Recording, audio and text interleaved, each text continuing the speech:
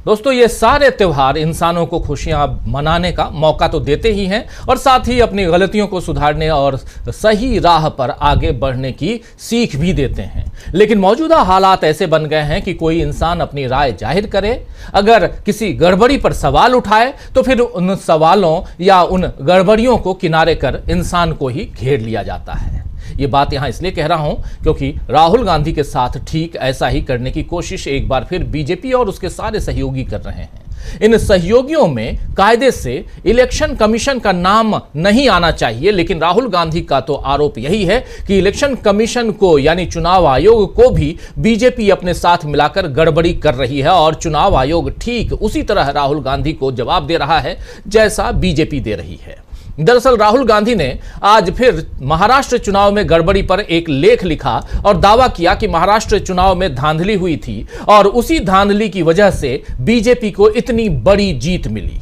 आपको बता दूं कि महाराष्ट्र विधानसभा की 288 में से 235 सीटों पर एनडीए ने जीत दर्ज की थी। पिछले साल 2024 आखिर में जो चुनाव हुआ था महाराष्ट्र में, उस चुनाव की बात कर रहा हूं, विधानसभा चुनाव।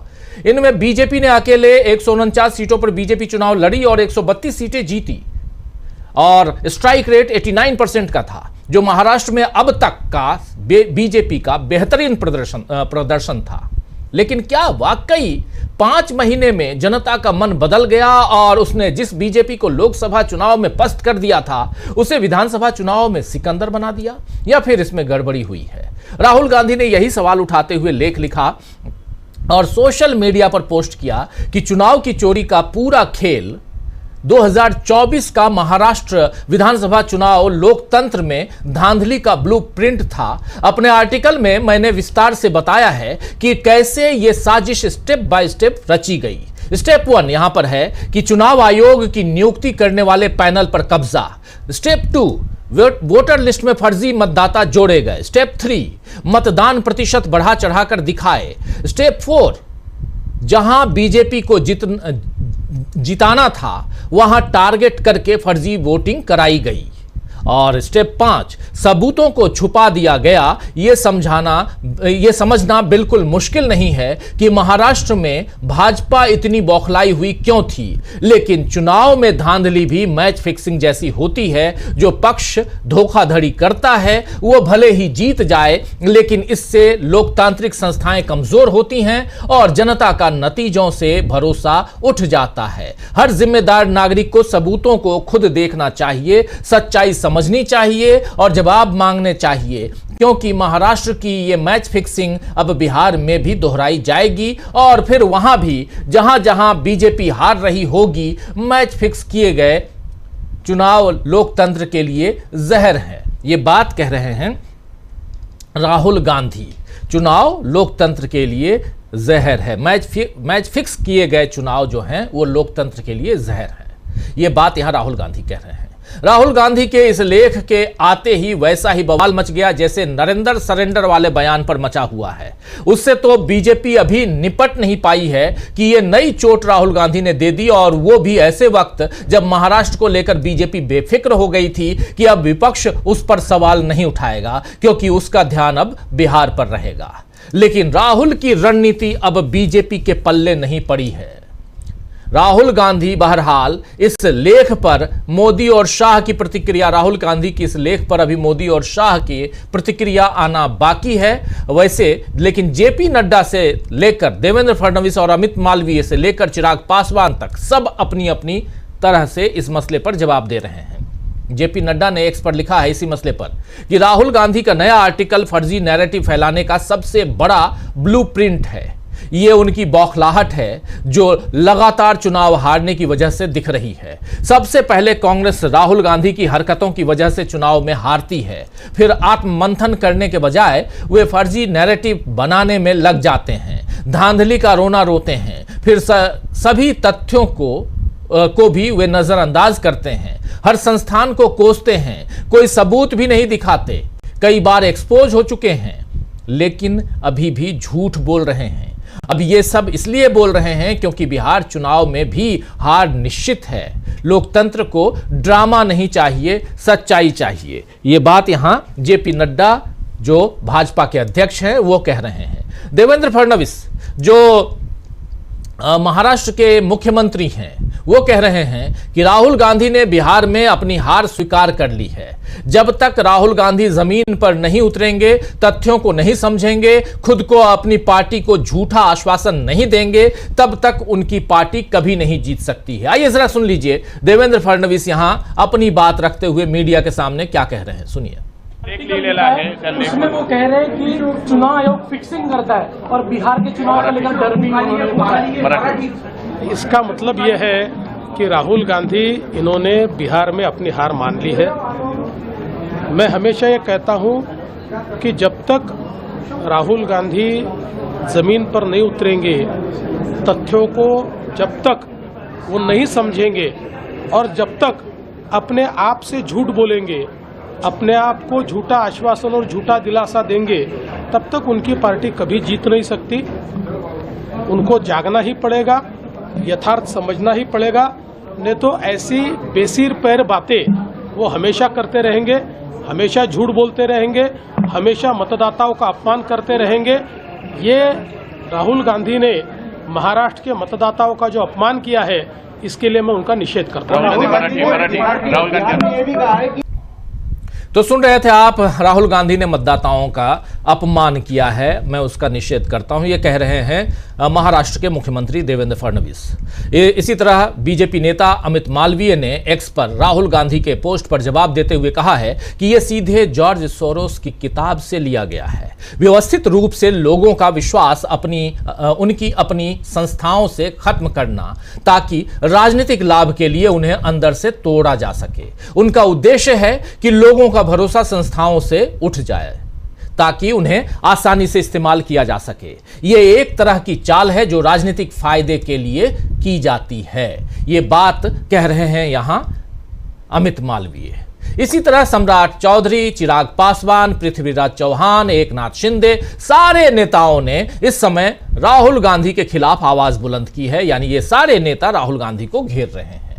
वैसे कायदे से तो राहुल गांधी ने चुनाव आयोग पर सवाल उठाए थे, तो इसमें बीजेपी का बचाव के लिए उतरने का कोई मतलब नहीं था, मगर तिनका कहीं नजर आ रहा था तो बीजेपी उलझन में थी। खैर, अब राहुल गांधी के आरोपों को खारिज करते हुए ईसीआई यानी इलेक्शन कमीशन ऑफ इंडिया यानी चुनाव आयोग या केंद्रीय चुनाव आयोग ने अपने बयान में क्या कुछ कहा है वो आपके सामने रखता हूं। केंद्रीय चुनाव आयोग का बयान है कि महाराष्ट्र की मतदाता सूची के खिलाफ लगाए गए निराधार आरोप कानून के शासन का अपमान है। चुनाव आयोग ने 24 दिसंबर 2024 को ही कांग्रेस को दिए गए अपने जवाब में ये सभी तथ्य सामने रखे थे जो ईसीआई की वेबसाइट पर उपलब्ध है। ऐसा प्रतीत होता है कि बार बार ऐसे मुद्दे उठाते समय इन सभी तथ्यों को पूरी तरह से नजरअंदाज किया जा रहा है।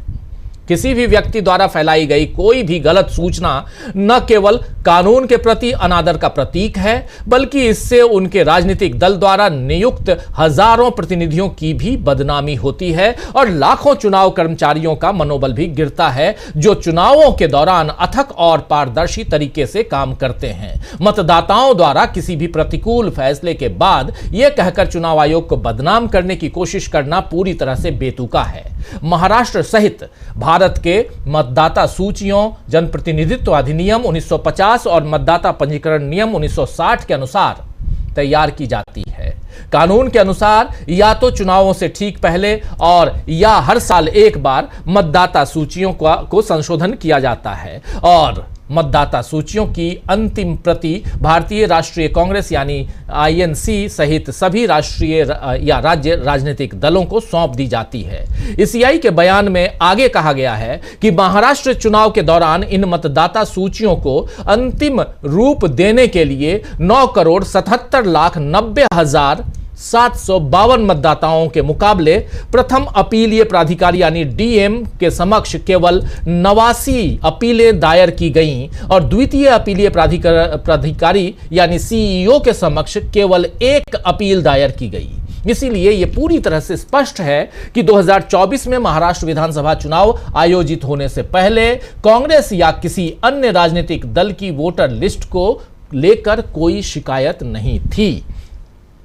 तो चुनाव आयोग के इस लंबे चौड़े जवाब में राहुल गांधी पर तो इल्जाम हैं, लेकिन यह आश्वासन नजर नहीं आता है कि जो मुद्दे उन्होंने उठाए हैं उनका समाधान चुनाव आयोग ने किया है या नहीं किया है।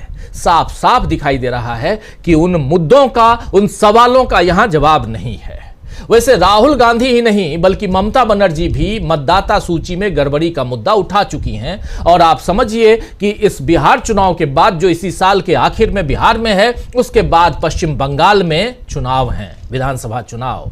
और मतदाता सूची में गड़बड़ी का मुद्दा जो ममता बनर्जी ने उठाया है, उसका जिक्र करते हुए टीएमसी नेता कुणाल घोष ने तो कहा है कि हमने तो ऐसी गड़बड़ी बंगाल में पहले ही पकड़ ली, लेकिन महाराष्ट्र में इन लोगों ने समय रहते सावधानी नहीं दिखाई। आइए जरा कुणाल घोष को सुन लेते हैं। कुणाल घोष क्या कुछ कह रहे हैं, सुनिए।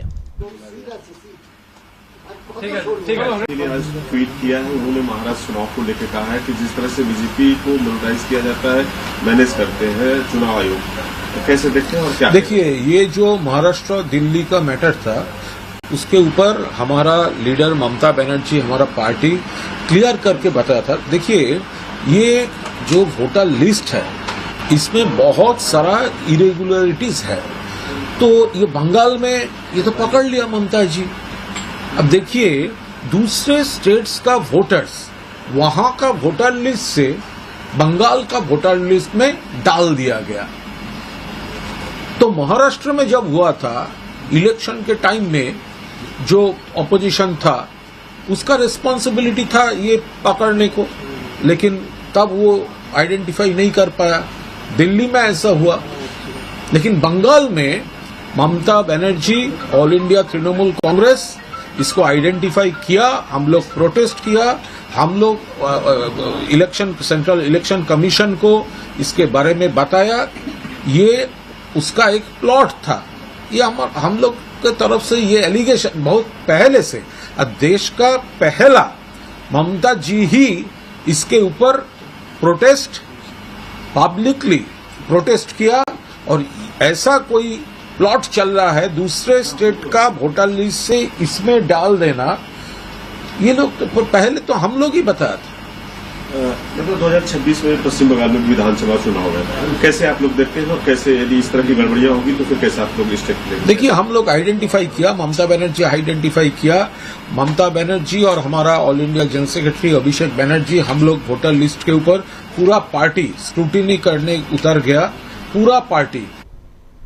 तो कुल मिलाकर नरेंद्र सरेंडर के बाद अब चुनाव की फिक्सिंग बीजेपी के लिए नई परेशानी लेकर आ गई है। मोदी सरकार पूरे देश में 11 साल का जश्न मनाती फिरे, लेकिन यह शासन किस कीमत पर किया जा रहा है, इसका जवाब तो नरेंद्र मोदी की सरकार को देना ही होगा। इस बीच राहुल गांधी ने चुनाव आयोग के जवाब, जो अभी चुनाव आयोग का जवाब आपके सामने मैं रख रहा था, उस जवाब पर राहुल गांधी ने फिर सवाल दाग दिया है और एक बड़ा सा लंबा चौड़ा उन्होंने फिर से ट्वीट किया। यह ट्वीट इंग्लिश में है और डियर ईसी, यहां पर प्रिय चुनाव आयोग लिखते हुए लिख रहे हैं, उसका हिंदी मैं आपके सामने रख रहा हूं कि आप एक संवैधानिक संस्था हैं। मध्यस्थों के बिना हस्ताक्षर के टाल मटोल करने वाले नोट जारी करना गंभीर सवालों का जवाब देने का तरीका नहीं है। अगर आपके पास छिपाने के लिए कुछ नहीं है तो मेरे लेख में दिए गए सवालों के जवाब दें और इसे साबित करें। उसके बाद पॉइंट वाइज ये पूछ रहे हैं कि महाराष्ट्र सहित सभी राज्यों के लोकसभा और विधानसभा के सबसे हालिया चुनावों के लिए समेकित डिजिटल मशीन पठनीय मतदाता सूची प्रकाशित करें। पहली बात, मतदाता सूची कुल मिलाकर डिजिटल मतदाता सूची को प्रकाशित करें और महाराष्ट्र के मतदान केंद्रों से शाम 5 बजे के बाद की सभी सीसीटीवी फुटेज आप जारी कीजिए। यह सवाल भी यहां कह रहे हैं, टाल मटोल करने से आपकी विश्वसनीयता सुरक्षित नहीं रहेगी, सच बोलने से आपकी विश्वसनीयता सुरक्षित रहेगी। यह साफ साफ यहां बता भी रहे हैं, समझा भी रहे हैं। टाल मटोल मत कीजिए, आपकी विश्वसनीयता उससे सुरक्षित नहीं रहेगी, बल्कि सच बोलने से आप विश्वसनीय बनेंगे। इसलिए आप सच बोलिए, यहां झूठ बोलने की कोशिश मत कीजिए। 5 बजे तक के जितने भी सीसीटीवी फुटेज हैं वो दे दीजिए। तो एक यहां साफ दिखाई दे रहा है कि राहुल गांधी एक नई लड़ाई की तरफ बढ़ते हुए, और ये एक ऐसे समय में जब यहां नरेंद्र सरेंडर की बात चल रही थी और इन सब के बीच चुनाव आयोग की जो तथाकथित धांधलियां हैं जो राहुल गांधी यहां रख रहे हैं, उस पर आर पार की लड़ाई में यहां राहुल गांधी नजर आ रहे हैं। इन्हीं सब मसलों पे बात करेंगे। चुनावों के अभी बिहार चुनाव के पहले जो बवाल मचा हुआ इस पे बात करेंगे और सवालों का जवाब जब देने की कोशिश जिसको चुनाव आयोग को देना चाहिए, लेकिन बीजेपी क्यों परेशान हो जाती है, इन सवालों का जवाब हम आज ढूंढने की कोशिश करते हैं।